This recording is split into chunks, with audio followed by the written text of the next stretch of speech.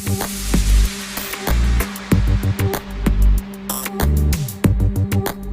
everyone, Jake Nikolopoulos here with episode 16 of Road to the Universe. It's a cold day in Melbourne today, 11 degrees. That's why I've got my Massive Joe's hoodie on. Can you guys see that? The new logo on the jumper. Oh yeah. And the hoodie? TMJ. Team Massive Joe's. Yes. So, today's episode, we're back in the gym training again. So I did a deal actually flew down from Adelaide. The cutting specialist came down and filmed my chest and bicep workout here at my gym, Jake's Muscle Factory. So that was pretty cool. My forearm is getting a lot better now.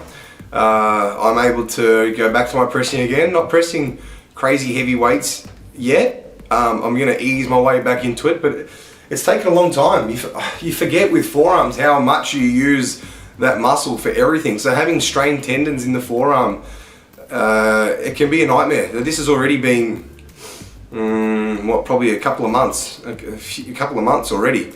And I've had to really nurture this forearm of mine. I've been getting treatments, been getting massages on it, been really looking after it, stretching it, making sure that I'm not pushing it too hard on my training, because I know that I've got a lot of training ahead of me now for the next 13 and a half weeks towards the Mr. Universe title. So the last thing I want to do is have this forearm flared up the whole time. So I have babied it, I have looked after it, and it's much better. But my training hasn't been affected at all. I've still been able to do pretty much everything, just a few certain exercises that aggravate it. But the training's coming up now, guys. I'm going to do a little voice over it as per normal, and I'll see you at the end of it. So to begin most of my upper body workouts, I'll always start with some kind of warm-up. So I'd rather, instead of like walking on a treadmill or something, I'd rather just get the bands and actually warm up, the muscle groups, my shoulder joint, my rotator cuffs as well. It's more just I find once I warm up my rotator cuffs, not only do I get a better range of motion, I get more stability in the shoulder joint as well. So I feel like I can move a lot more weight, and it just feels a lot better for me. And I'll also warm up my triceps a little bit too, just get a little bit of blood. Obviously they're going to be used a fair bit with the pressing, but you'll see how I press today with all of my bench pressing. You'll notice that my elbows are flared out almost at 90 degrees. So I'm doing that for a reason. I found that I've had my elbows tucked in by my side for a long time now, and I'm getting some great development on the side of my chest and the middle of my chest, but I'm still lacking, around my neck. If I wear like one of those V-cut tops, you can't see like a big shelf of a chest through my t-shirt. So that's what I'm really trying to develop at the moment. I'm finding keeping my elbows really flared out, 90 degrees, I'm able to just get all across the top of my chest. Now, some people might argue that is going to bring in my delts a hell of a lot, but I'm able to take my delts right out of it. I just really think about it, and I don't come down too far. You can even see with this warm up here, that's probably about as far as I would come down. So I'm not trying to touch the bar to my chest and overstretch my shoulder joint. I'm just trying to keep it on my pecs. And I found that doing it with my elbows out like this, I've really been able to isolate. Like for the next 2 days after this workout, my upper pecs were just absolutely dead, and no shoulder pain. My shoulders weren't sore, only the chest. So, and there's my quote board. I've got a quote board up in the gym where me and other people that have come into the gym have just written up, some random quotes. But it's been pretty cool to look at in between sets, for a little bit of motivation, or if I'm feeling a bit shitty or whatever, read a couple of quotes on the board and then get right back into it again.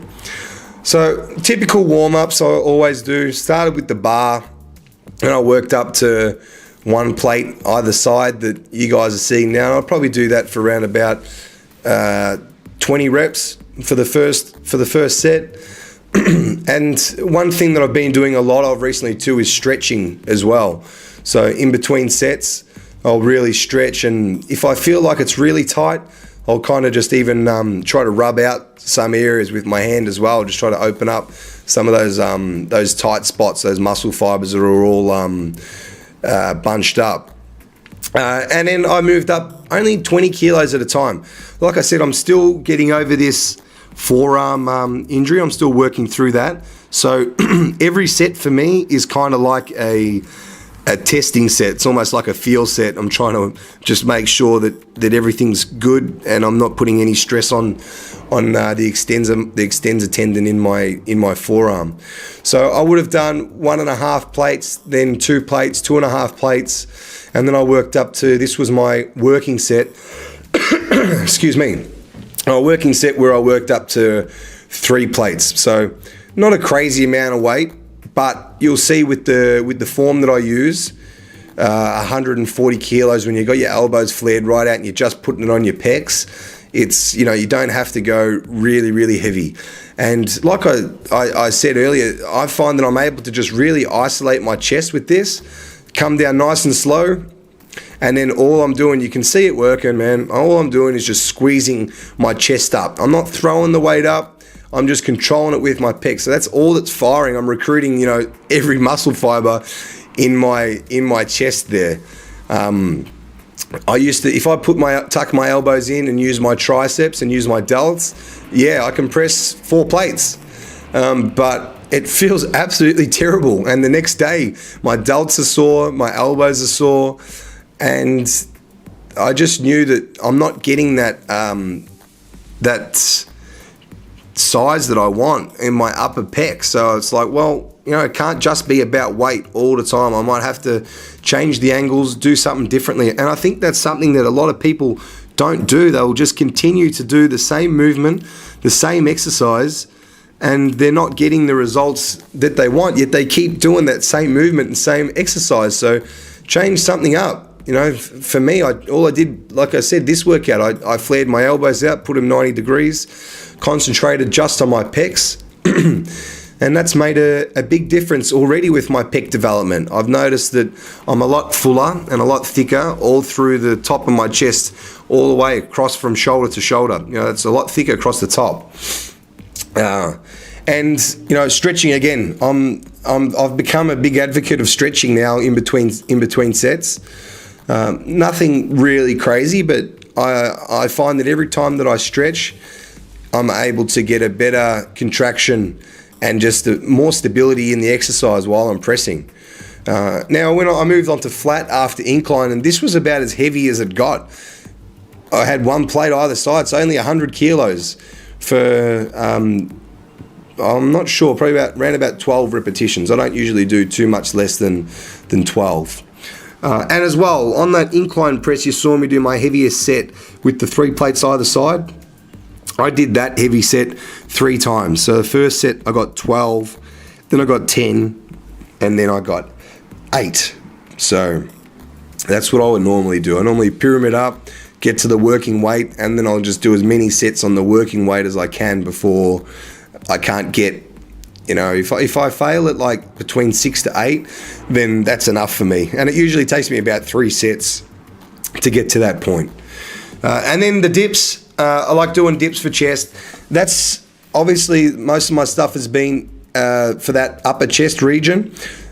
And then those dips I threw in there just to get a little bit more lower pec. So depending on the angle that you tilt your body on over those parallel bars, it's going to determine which part of your chest you're going to hit. So if I stay up pretty upright, I'm obviously going to be using a little bit more triceps, but I can drive through and bring a lot more lower pecs into the movement. So that was pretty much just for lower chests.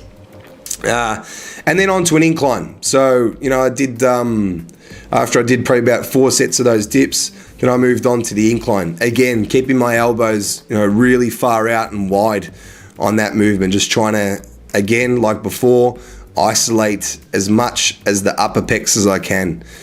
So I sometimes would do cable crossovers, but majority of the time I'll be doing these dumbbell flies. And dumbbell flies is another one of those movements. It's a fly, not a press.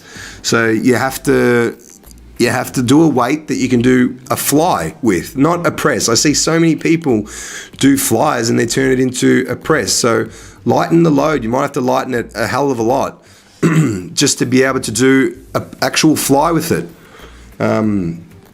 That's why I think something like I train by myself. Obviously, this is my gym, so I don't have to train with an ego. I train by feel. And I think that was a problem when I used to train in commercial gyms. Obviously, you got everybody around you, everybody's looking at you, you're watching what everyone else is lifting.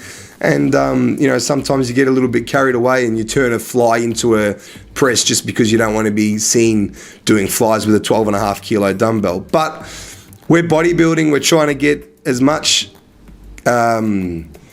tension and get as much growth in that muscle as we can. So, lighten the load, squeeze it, do a proper fly, guys. Don't give in to the people around you, just lift heavy just for the sake of, puffing your chest out and walking around the gym. We're trying to get positive changes in our physique, and the only way to do that is to do things properly. And then that was it for chest. Moved on to some arms. So I'm really enjoying doing these one arm preacher curls at the moment.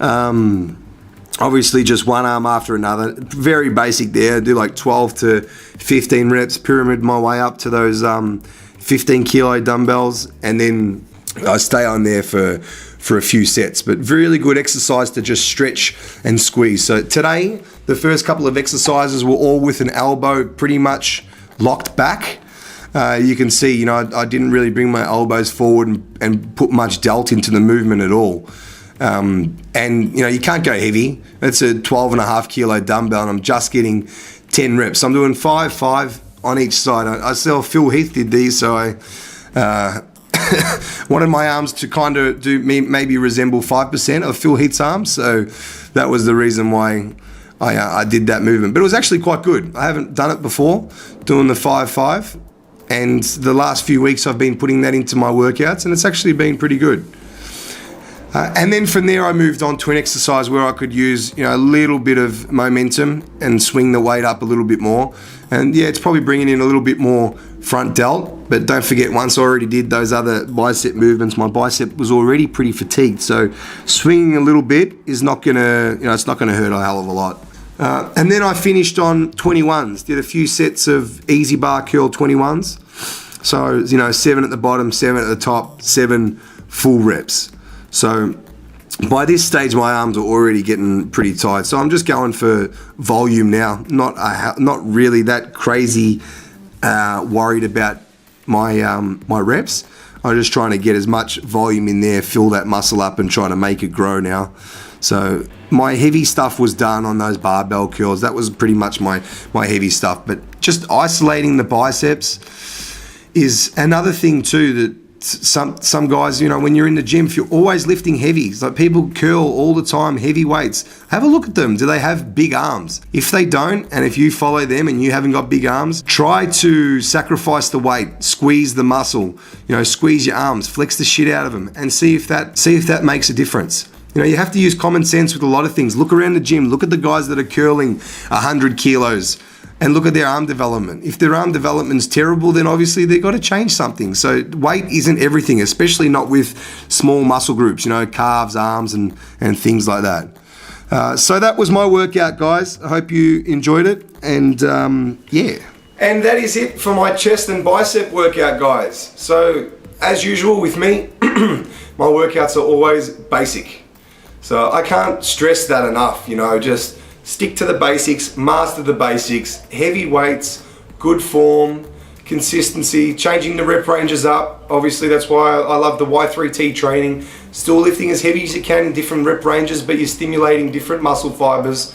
So that's all it is. Day after day, year after year, consistency, you're gonna get results, guys. So don't waste your time going online or thinking that guys like Flex Lewis and Phil Heath are doing some sort of magic program, because they're not. They're consistent with their training, with their eating, with their sleeping. Obviously genetics play a huge part, but everybody at the top is doing the same thing. And why don't they all look the same? They don't look they're all doing the same thing, but they don't look the same because of genetics. Everybody's got different genetics. So it gets frustrating at times to keep going over the same thing with people that think that it's just drugs, more drugs, more drugs. You know, Phil Heath must be taking more drugs than him. That's why he's bigger than him and this and that. It's just bullshit. It just comes down to genetics. Unfortunately, we have to accept that some people are better than us and there's nothing we can do about it. No matter what drugs we take, no matter what we do, what training style, what guru we pay, we're not ever gonna look like them. That's just how it is. Sorry, sad, but true. Yeah, the sooner you accept it, the sooner that you can work on yourself and be the best that you can be. Not trying to be, you know, the guy on the front cover of the Muscular Development magazine, because that's not going to be you. You just got to be the best that you can be. If that's good enough to be on a cover of a magazine, then so be it. What will be, will be. Now, next episode is going to be, I don't know, I'll see. I'll see what I come up with. Maybe I'll do a sit-down video, or maybe we'll do another training video now that I'm happy with my training again. I might do that. So, as normal, guys, don't forget, hit the subscribe button at the top of the screen. Subscribe to all of the Massive Joe's videos. Follow them on their Facebook, on their Instagram, and don't forget to check out the apparel as well. They just launched at $9, I think $9.95 flat rate shipping worldwide for orders over $100. So that's pretty cool, guys. And that's something that always frustrates me when I go online. I want to buy some cool brands overseas, that I have to pay like $70 to $80 just in shipping fees alone. So, you know, Massive Joe's have solved that problem. So get online. They got these jumpers, they've got hoodies, they got beanies, they got hats, they got tees, they got singlets. Man, they got everything. So check all of that out, and I'll see you all in the next episode.